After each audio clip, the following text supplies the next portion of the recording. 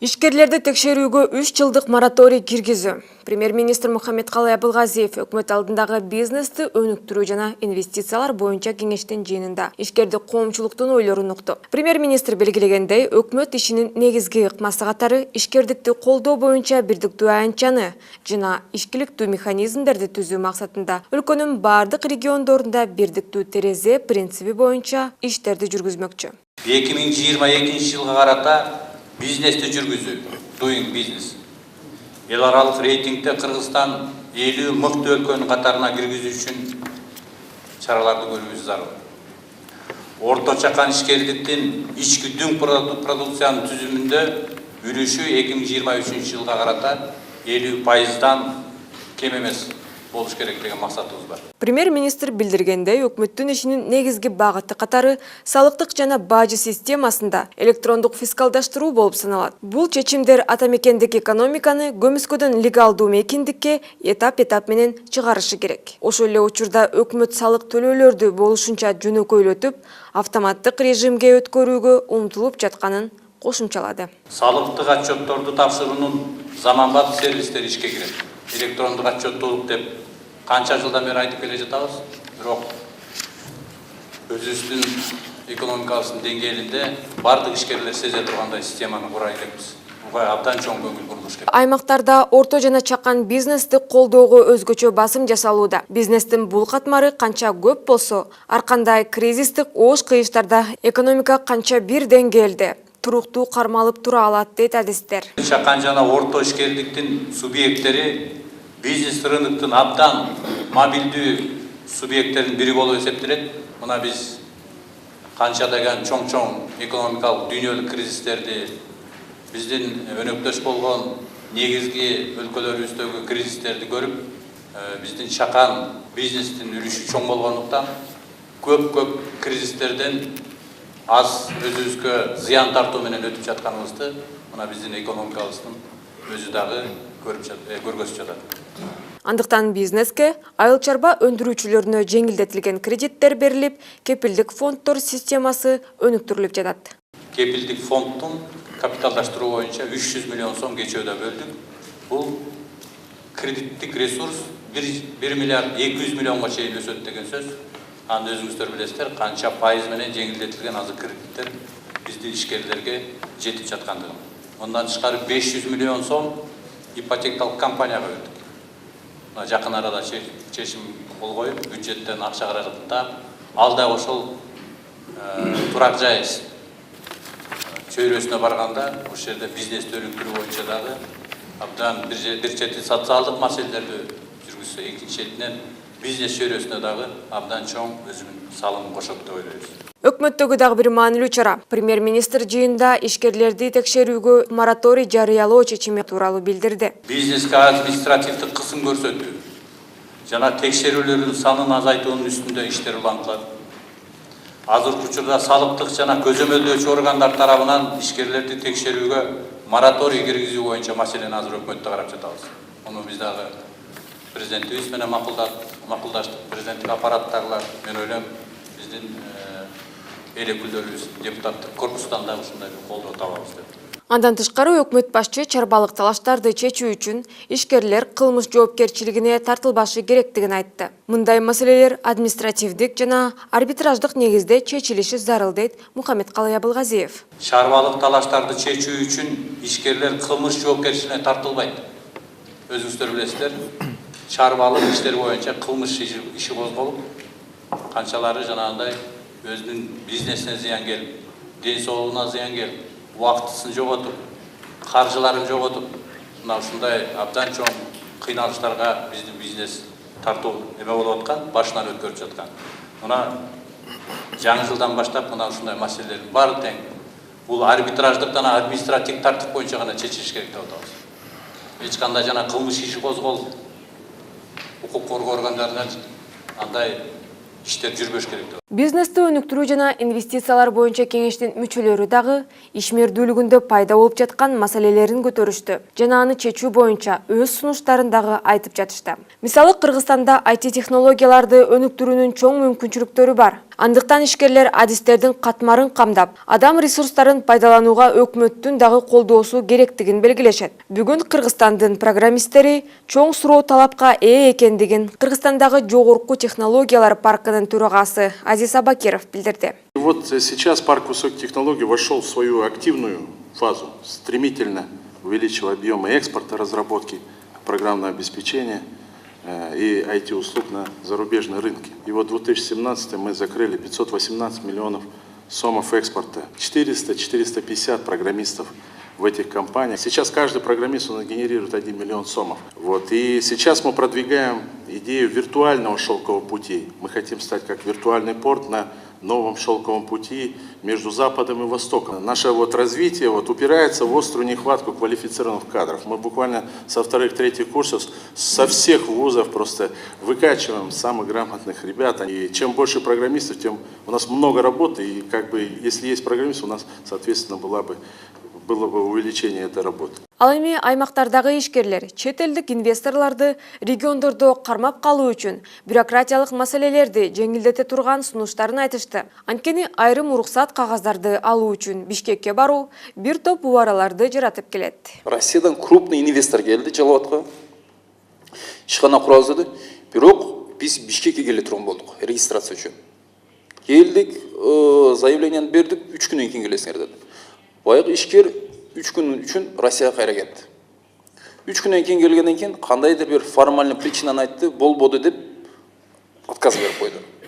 Аны кайра оңдогондон кийин дагы 3 күн талап кылды да. Не себептен Министерство юстиция буну региондорго берип койбойт? Берип койсун. Бул канча убакыттан бери көтөрүлүп атат. Көтөрүлгөн маселелерди талкуулоодо регламентке берилген убакыт жетиштүү болгон жок. Бирок өкмөт башчы айтылган бардык маселелерди аткарууда регламент менен чектелбеш керектигин билдирди. Жанагы койгон маселелерди биз чечпесек, башка эч ким чечпейт ал жерде. Айтып, регламентти карап, анан кете берсек, мына азыр мен кээ бир маселелерди карасам, 3 жылдан бери чечилбей жүргөн маселелер. Значит, формальный подход болгон да туурабы? Чечилбей атса, мыйзамдар кабыл алынбай атса, кабыл алына турган мыйзамдар кайра артка чакырылып атса, ошон үчүн жана экономикада мүчүрүштүктөр бизде ошондон деп ойлойм да. Биздин кеңештин отурумунда чечилбей аткан маселе болбош керек. Мен өзүм коллегаларыма айтып кетем, эгерде чечилбей каралбай келген маселе болсо, ушул жерден чара колдонууга барыш керек. Айткан сөз менен кабыл алынган чечимдер аткарылышы керек. Аткарылбаса анда биз кызматтан кетишибиз керек, чиновниктер. Анда bu yerге бизден акылдуураак, бизден оперативдүү иштей турган, эффективдүү менеджерлер келиш керек. Кыргызстан жана Бириккен Улуттар уюму 26 жылдык кызматташуусунда көп жактуу жана жемиштүү аракеттешүүгө жетишти. Бул тууралуу премьер-министр Мухаммедкалый Абылгазиев буунун биздин өлкөдөгү туруктуу координатору Озони Ажиело баштаган делегация менен жолугушууда айтты. Өкмөт башчы биздин өлкөдө өткөн шайлоолор, эл аралык байкоочулар, ошондой эле дүйнөлүк коомчулук тарабынан кыйла ачык жана айкын катары таанылгандыгын белгилеп кетти. Буунун институттары менен ишке ашырылган биргелешкен долбоорлор экономикада гана эмес, республиканын демократиялык өнүгүү негиздерин бекемдөөдө дагы маанилүү роль ойноду, деди премьер-министр. Өкмөт башчы белгилегендей, ошондой эле учурда өлкө өкмөтү региондорду өнүктүрүү маселесин артыкчылыктуу тартипте карап жатат. Озони Ажиело өлкөнү туруктуу өнүктүрүүнү камсыздоо боюнча өкмөттүн күч-аракеттерин колдоого даярдыктарын белгиледи. Премьер-министр Мухаммедкалый Абылгазиев жарандарды кабыл алды. Өкмөт башчы менен жолугушууда жарандар өздөрүнүн бир катар көйгөйлөрүн чечүүгө, ошондой эле алар тараптан көтөрүлгөн маселелерди кароого көмөк көрсөтүү өтүнүч менен кайрылды. Тактап айтканда, медицина тармагынын натыйжалуулугун жогорулатуу, салык тутумун жакшыртуу, ошондой эле финансылык оор абалга байланыштуу материалдык көмөк көрсөтүү жана турак жай маселесин чечүү мүмкүндүгү боюнча сунуштар айтылды. Мухаммедкалый Абылгазиев өкмөттүн биримдик ишеним жаратмандык программасынын негизги максаты жарандардын жашоо шарттарын жана бакубаттуулугун жакшыртуу болуп саналат. Өкмөт башчы бардык көтөрүлгөн маселелер көзөмөлгө алынаарын белгиледи жана тийиштүү структуралык түзүмдөрүнө жолугушуу жүрүшүндө көтөрүлгөн маселелерди чечүүгө колдон келген көмөктү көрсөтүүнү тапшырды. Өкмөттүн биримдик ишеним жаратмандык программасы элдин талаптарын эске алуу менен иштелип чыккан. Ал 2040 жылдарга чейин өлкөнү өнүктүрүү стратегиясынын негизги багыттарына дал келет. Бул тууралуу премьер-министр Кыргызстанда баардыгын камтыган жана туруктуу өсүштү колдоо аттуу семинарында билдирди. Ошондой эле ал белгилегендей, президенттин региондорду өнүктүрүү жылы боюнча жарлыгынын жана аймактык өнүктүрүү концепциясынын алкагында өсүп келе жаткан 20 шаарды болгон инфраструктурасы менен өнүктүрүү программасын ишке ашыруу пландаштырылууда. Өз кезегинде ал жергиликтүү өндүрүштүк кубаттуулуктарды пайдалануу менен жанаша аймактардын экономикалык иштерине таасирин тийгизмекчи. Жакын арада өнүгүү түйүндөрү эсептелген 2 шаарды ишке киргизүү пландаштырылууда. Ошондой эле Ысык көл облусунда туристтик кластерлерди, Бишкек шаарында жана Чүй облусунда тигүү кластерин жана Ош, Баткен, Жалал Абад, Нарын, Талас областарында айыл чарба кластерлерин ишке киргизүү пландаштырылган, деди өкмөт башчы.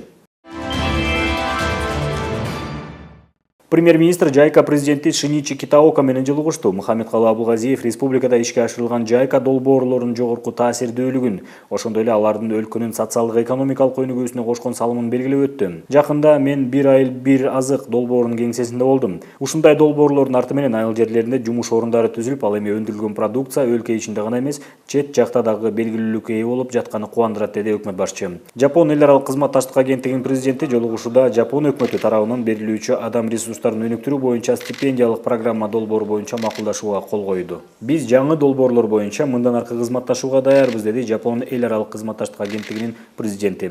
Жолугушууда Жапония өкмөтү тарабынан берилүүчү адам ресурстарын өнүктүрүү боюнча стипендиялык программа долбоору боюнча макулдашууга кол коюлду. Ошондой эле премьер-министр Манас аэропортуна Жайка агенттигинин атынан жабдууларды берүү салтанатына катышты. Мухаммедкалы Абылгазиев Жапон өкмөтүнө жана Жайкага өлкөгө көрсөтүп жаткан жардам үчүн ыраазычылык билдирип, бул долбоорлордун алкагында алынган техника жана жабдуулар учуулардын коопсуздугун камсыздоону жана Манас аэропортунун кызмат көрсөтүүлөрүн жакшыртууну шарттай турганын белгиледи. Өкмөт башчы билдиргендей, техникалык жакшы жабдуулган Манас аэропорту өлкөдө ири авиациялык хабты түзүүнүн негизи болот. Мухаммедкалы Абылгазиев ошондой эле Манас аэропорту чет элдик авиакомпаниялар үчүн чындап ыңгайлуу жана жагымдуу өнөктөш болушу үчүн өлкөнүн аба дарбазаларын башкаруу принциптерин реформалоо боюнча өкмөттүн пландары тууралуу айтып берди. Саламатсыздарбы, урматтуу телекөрүүчүлөр, бүгүнкү маегибизде ушул кепилдик фонду ачык акционердик коомунун ишмердүүлүгү тууралуу сөз кылабыз. Анда баштасак. Малик Бактабасович, саламатсызбы? Кутмандуу күнүңүз менен. Ушул буга чейин баарына белгилүү болгондой, ушу жакынкы күндөрү ушу Кыргыз өкмөтү тарабынан ушу кепилдик фондуна ири суммадагы акчалай каражат берилди. Ошол акчалай каражаттарды силер кантип жана кандай багытта жумшаган турасыңар? Биринчиден, мен кепилдик фонд эмне үчүн оюштурулган, эмнеге, кимге жардам берет, кыскача айта кетейин. Гарантиялык фонд болсо ишкерлерге кредит алып атканда күрөөсү жетишпегенде биз гарантия берип, керектүү суммадагы кредит алганга жардам беребиз. 2016 жылы Сооронбай Шарипов премьер-министр болгондо ушул биздин организация уюштурулган. Анда өкмөт бизге 282 миллион сом уставдык капитал катары берилген. Ошол убактан бери биз бүгүнкү күнгө чейин 477 ишкерлерге гарантия бердик. Гарантиянын көлөмү 460 миллион сом болду. Анан биз банк аркылуу иштейбиз да. Биздин банктар 1 миллиард 700 миллион сом кредит беришти. Бүгүнкү күндө 100% кайтарылуу болуп атат. Бул аябай жакшы показатель банк системасы боюнча. Анан кийин биз болсо биздин урматтуу президентибиз быйылкы жылды регионду өнүктүрүү жылы деп жарыялаган боюнча биз ошол жөнүндө да айта кетейин анча-мынча. Биз берген гарантиянын 77% региондорго берилген, анан 60% суммасында ошо региондордо берилип атат. Кепилдик фонду тарабынан ошо кайсы багыттарга артыкчылык берилет? Анан мындан сырткары ушул дагы башка долбоорлорго дагы бир көмөк көрсөтүү чараларын колдонобу? Өзгөчө өзүбүздүн приоритеттик тармактар бар. Бул айыл чарба продукциясын кайра иштетүү жана өндүрүш. Эгерде ошол 3 тармакты карап көрсөк, биз берилген гарантиябыз 57% болду. Анан соода саттык, туризм, логистика жана башка тармактарга 43% берилген. Региондорду карап көрсөк, айтып атам, биз көп иште ушу кайра иштетүү продукциясын иштеткенге жардам берели деп атабыз. Ошол тармакта дагы берилип аткан каражатта колдонулат. Бул гарантиялык фонд эмес, бул ишкерлерге бериле турган каражат, иши өнүктүргөнгө өзүбүздүн салымыбызды салабыз да. Малик Бартабасович, ушу кепилдик фондунан жарандар, ишкерлер кандай ыкма менен ушу кепилдик ала алат? Бизге ишкерлер болсо болду да, ал өзү индивидуальный предприниматель катары же фермер катары келип деле алса боло берет. Юридикалык же болбосо юридикалык жок организация болуп келсе деле баары бир да. Эң негизгиси биринчиден алар банкка кайрылыш керек.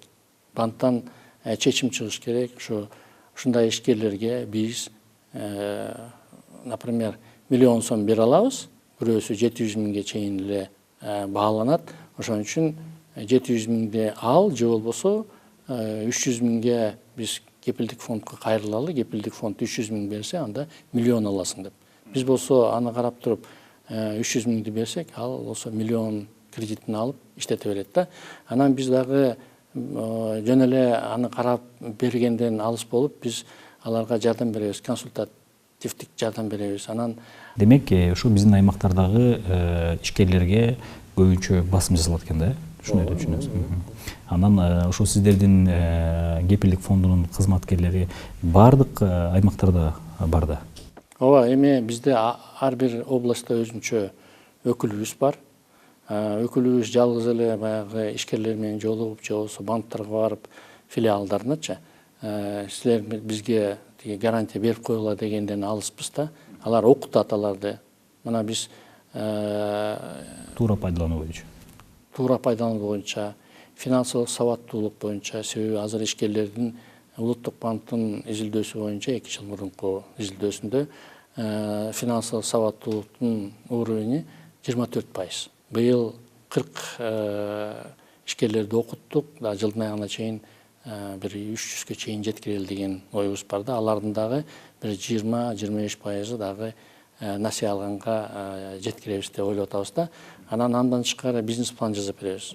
Бизнес план менен жасап, эгерде татыктуу болсо банкка барып, банктан кредит алганга да жардам беребиз да. Бунун баарын биз бекер эле жасап беребиз, себеби биз ишкерлерге жардам беришибиз керек да. Малик Бартабасович, мындай жөнөкөй жарандарга жалпак тил менен айтканда, кандай ыкма менен, кандай процедура менен биздин ишкерлер барып сиздерден кепилдик ала алат? Мисалы, насыя алып атат. Насыя алганда түздөн түз силерге кайрылабы же болбосо ошол банктагы сиздердин өкүлчүлүк катары аркылуу алабы? Эгерде ишкер өзү каалап, жок биринчи мен гарантиялык фондко барам десе, анда эч тоскоолдук жок. Келип, керек болсо, аны менен жардам берип, банкка барып бирге сүйлөшүп, алганга жардам беребиз да. Гарантияларды берип эле ошо менен тынч эле отура берсек деле болот эле. Бирок биз жок андай кылбайлы деп, анан кийин Кыргыз өкмөтүнө 2 долбоор жибердик да, программа. Биринчиси бул автомобилдик тармакты өнүктүрөлү депчи. Бунун негизи программасы мындай да, биз ошо башында автобус чыгаралы деп атабыз. Кыргызстанда бүгүнкү күндө 6000ден 10000ге чейин автобус керек.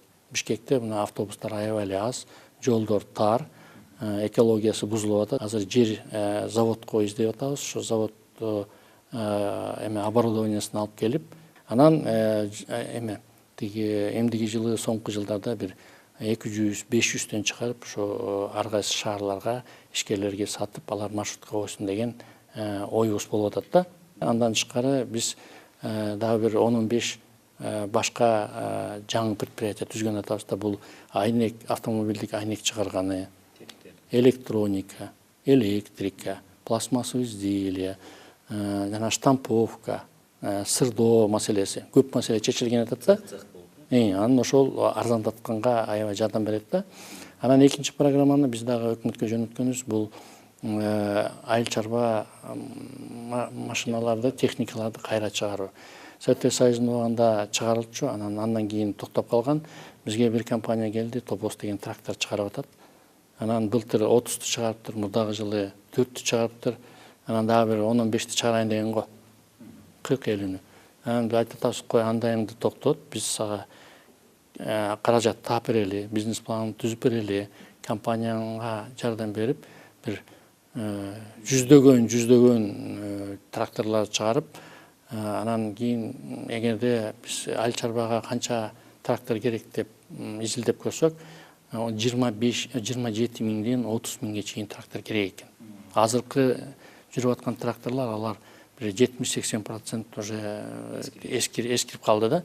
Анан дагы жакшы башка проекттер дагы ойлонуп атабыз. Эми келечекте дагы мүмкүн башка программалар дагы ачабыз го. Рахмат, урматтуу замандаштар, бүгүн биздин коногубуз Бакиров Малик Бартабасович болду. Кепилдик фондунун ишмердүүлүгү тууралуу сөз кылдык. Саламатта туруңуздар.